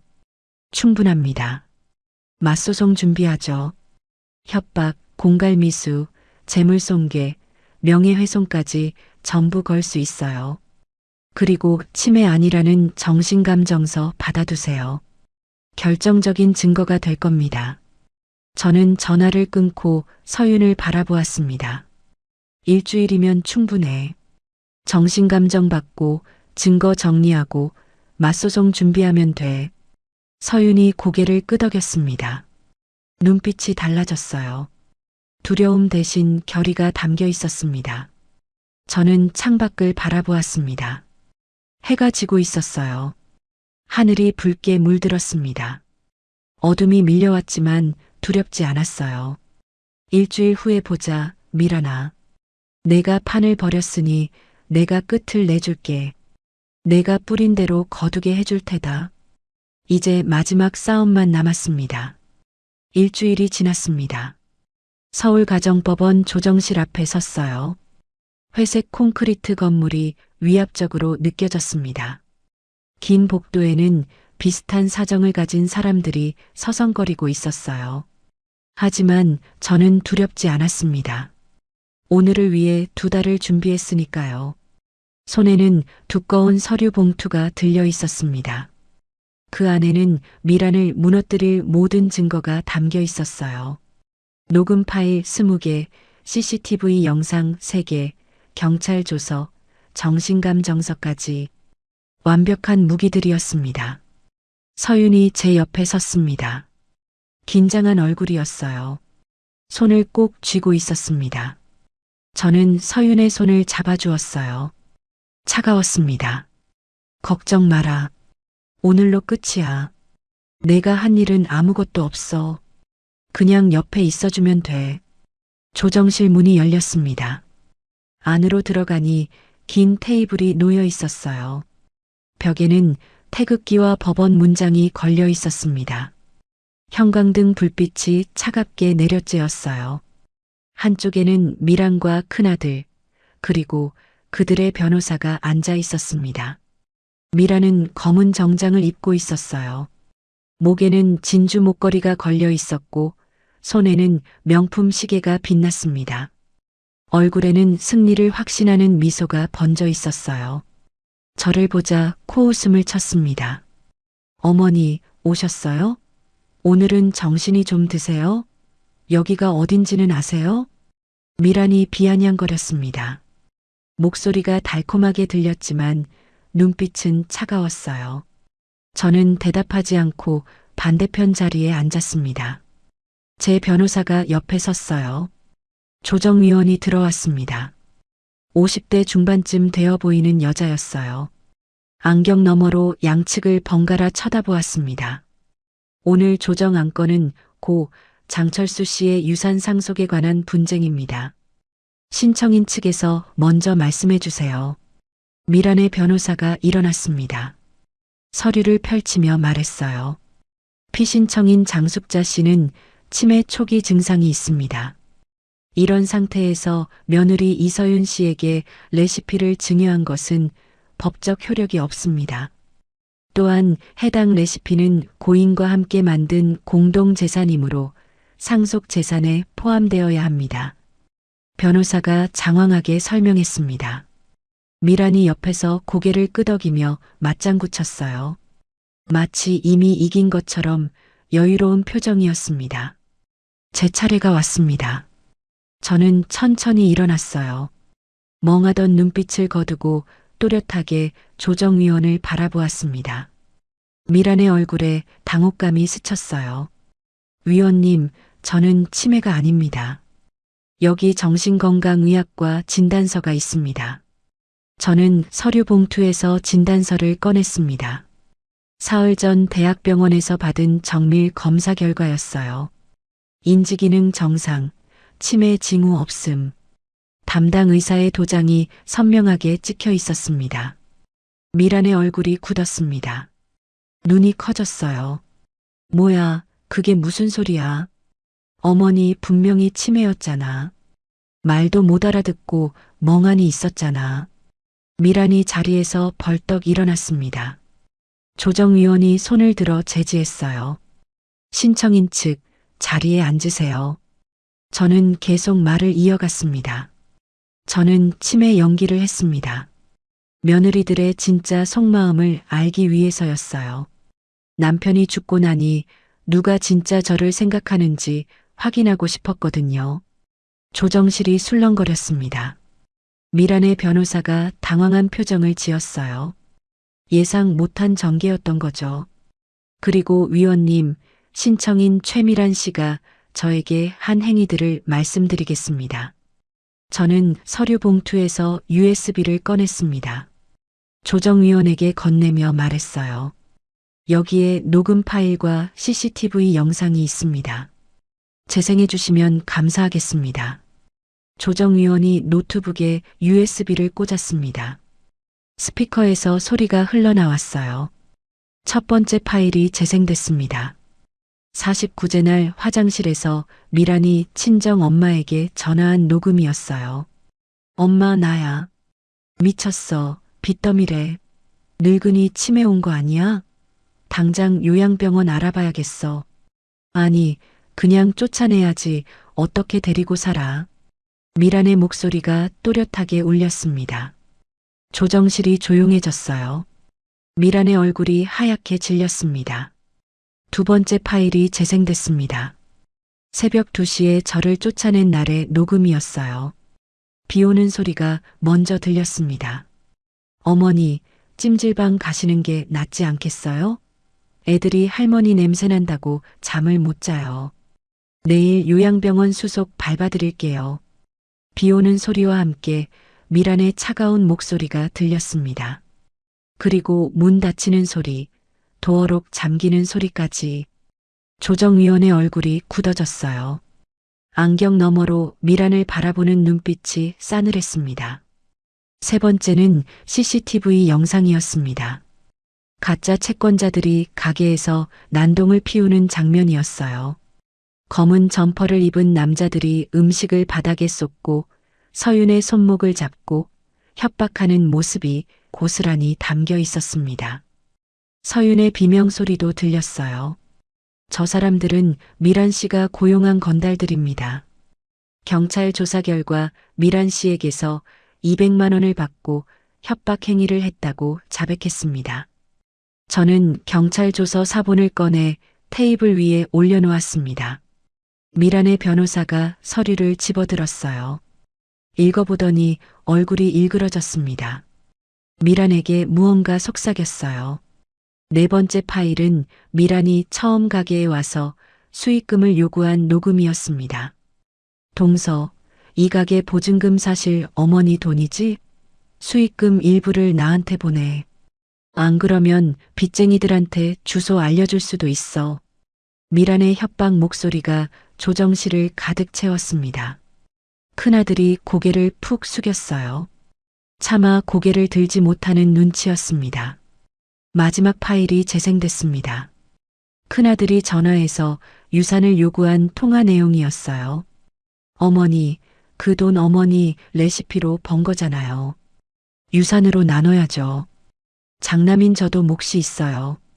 큰아들의 목소리가 울렸습니다. 큰아들의 얼굴이 빨갛게 달아올랐어요. 미란이 시킨 대로 한 것이 만천하에 드러난 거였습니다. 조정위원이 안경을 고쳤으며 미란을 바라보았습니다. 신청인 최미란 씨, 이 증거들에 대해 할 말이 있습니까? 미란이 벌떡 일어났습니다. 얼굴이 불그락푸르락했어요. 이건 불법 녹음이에요. 동의 없이 녹음한 건 증거로 못 써요. 미란이 소리쳤습니다. 하지만 제 변호사가 차분하게 대응했어요. 대화 당사자가 녹음한 것은 불법이 아닙니다. 대법원 판례에 따르면 대화에 참여한 당사자의 녹음은 적법한 증거로 인정됩니다. 미란의 변호사가 한숨을 쉬었습니다. 더 이상 할 말이 없다는 표정이었어요. 미란에게 뭔가 속삭이더니 자리에 앉았습니다. 저는 마지막으로 서류 한 장을 꺼냈습니다. 강남 상가 건물 등기부등본이었어요. 제 이름이 선명하게 적혀 있었습니다. 그리고 위원님, 제가 파산했다는 것도 거짓말이었습니다. 빚은 없어요. 단 1원도요. 가짜 서류를 만들어서 며느리들을 시험한 겁니다. 누가 진짜 저를 생각하는지 알고 싶었거든요. 제 명의의 강남 상가 건물은 그대로 있습니다. 시가 100억 원이 넘어요. 조정실이 다시 술렁거렸습니다. 미란의 입이 떡 벌어졌어요. 눈이 휘둥그레졌습니다. 숨이 막힌 듯 헉헉거렸어요. 100억? 뭐라고요? 빚더미라며, 건물 압류됐다며. 미란이 비명에 가까운 소리를 질렀습니다. 저는 차갑게 미란을 바라보았어요. 2달 동안 참았던 말들이 터져나왔습니다. 미란아, 내가 노린 건 처음부터 내 재산이었지. 시어머니가 빚더미에 앉았다니까 쫓아냈잖아. 새벽 2시에 비 오는데 내보냈잖아. 요양원 보내려고 했잖아. 근데 말이야, 내가 그렇게 노린 그 재산은 처음부터 내 몫이 아니었어. 단일원도. 미란의 다리가 풀렸습니다. 의자에 털썩 주저앉았어요.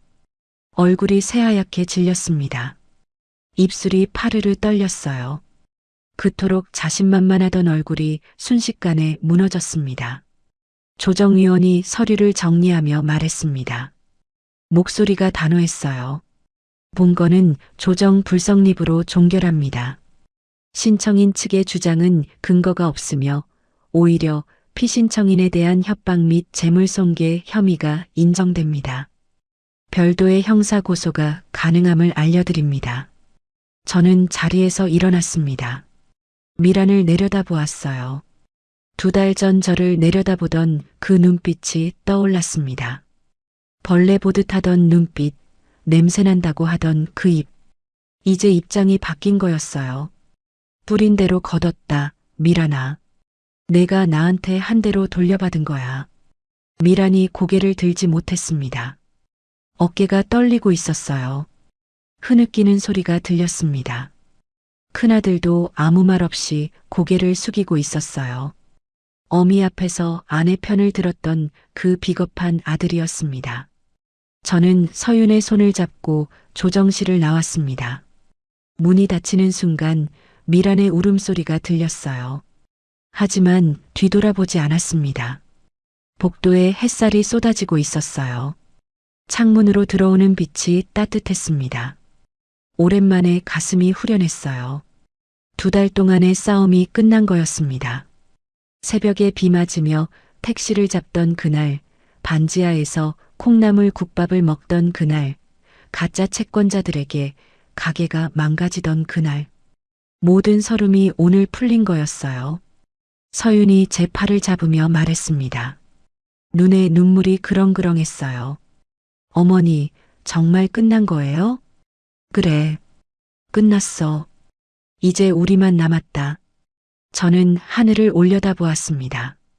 구름 한 점 없는 맑은 하늘이었어요. 파란 하늘이 눈부시게 빛났습니다. 남편이 저 위에서 내려다보고 있을 것 같았어요. 당신이 남긴 재산, 제대로 된 사람에게 물려줄게요. 욕심 많은 며느리 말고 마음 따뜻한 며느리에게요. 걱정 마세요, 여보.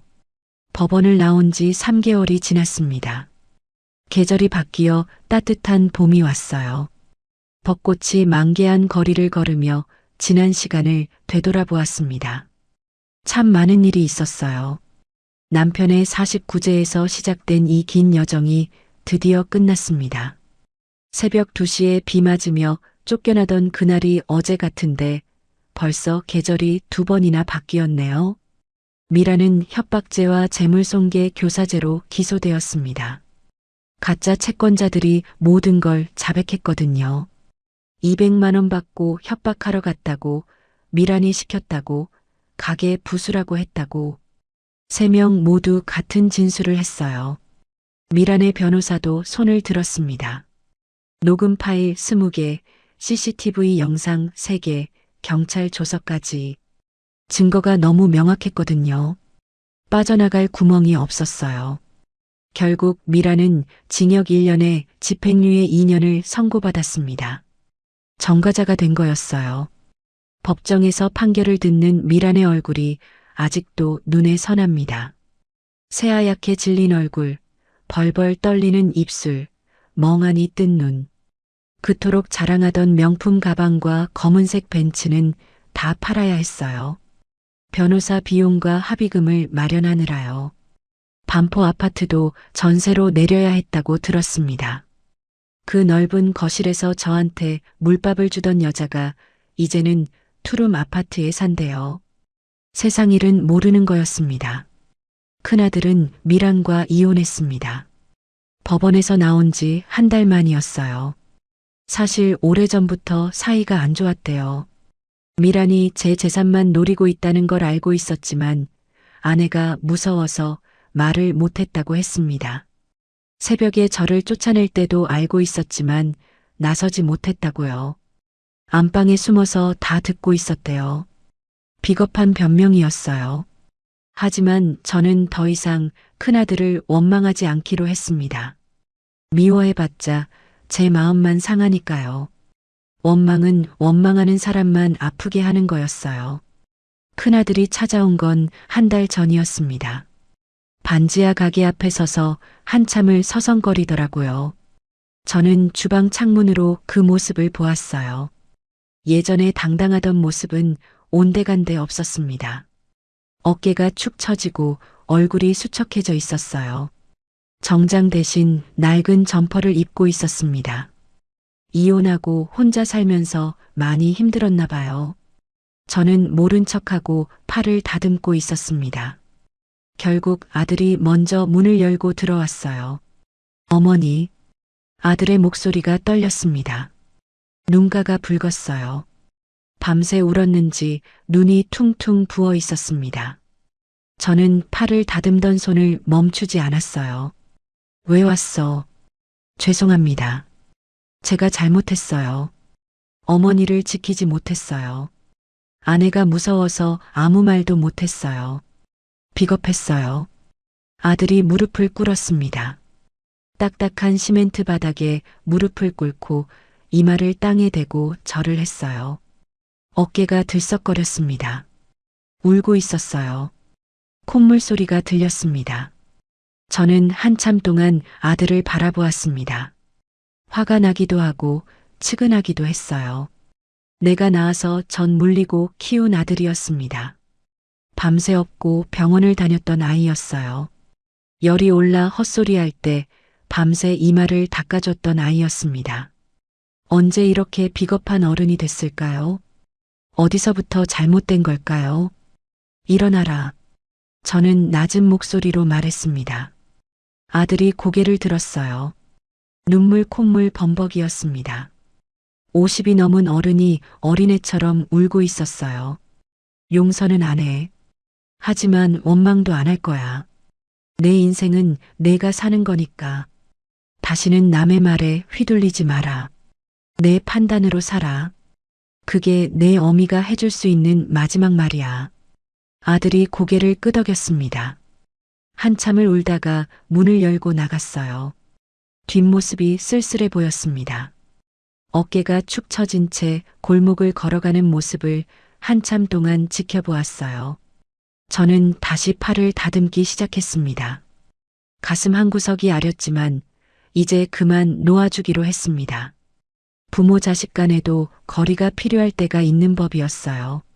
언젠가 아들이 제대로 된 어른이 되면 다시 만날 수 있겠죠.